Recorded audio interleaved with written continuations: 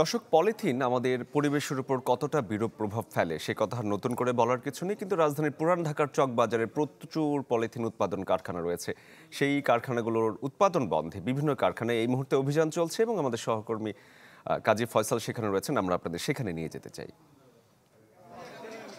ফয়সাল, যে উৎপাদন বন্ধের যে অভিযান চলছে, সকাল থেকে কি কি হলো যদি বিস্তারিত আমাদের বলেন।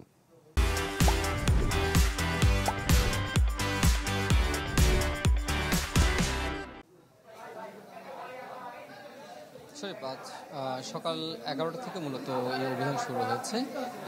আপনি জানেন যে রাজধানীর চকবাজার, লালবাগ, হাজারীবাগ সহ বেশ কয়েকটি এলাকায়, এসব এলাকায় এবং পুরান ঢাকার বিভিন্ন এলাকাতে কিন্তু পলিথিন উৎপাদন কারখানা রয়েছে।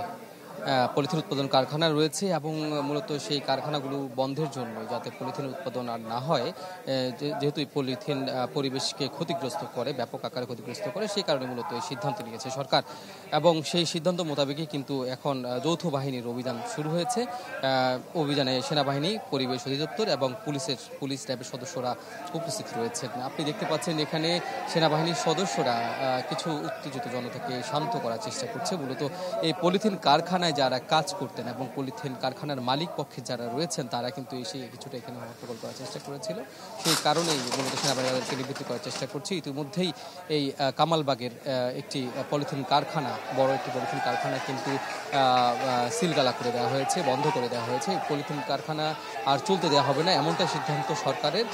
আপনি জানেন যে এই পলিথিন বন্ধের বিষয়টি কিন্তু নতুন নয়। এটি 2002 সাল থেকে কিন্তু চলে আসছে, বিভিন্ন সময় নিষিদ্ধ করা হয়েছে। তারপরও বিভিন্ন কলাকৌশল খাটিয়ে বিভিন্নভাবে প্রভাব বিস্তার করে কিন্তু পলিথিন কারখানাগুলো চলছিল এবং পলিথিনের বিস্তার বিভিন্ন হাট বাজারে রয়েছে। সুপার শপগুলোতে কিন্তু পলিথিনের ব্যবহার আমরা ব্যাপক হারে দেখতে পাচ্ছি। যে কারণে আপনি দেখবেন যে এই পলিথিনের কারণে কিন্তু ম্যানহোলের যে ময়লা ঠিকভাবে সঞ্চালন হতে পারে না এবং বিভিন্ন রকমভাবে কিন্তু পরিবেশকে পলিথিন দূষিত করে।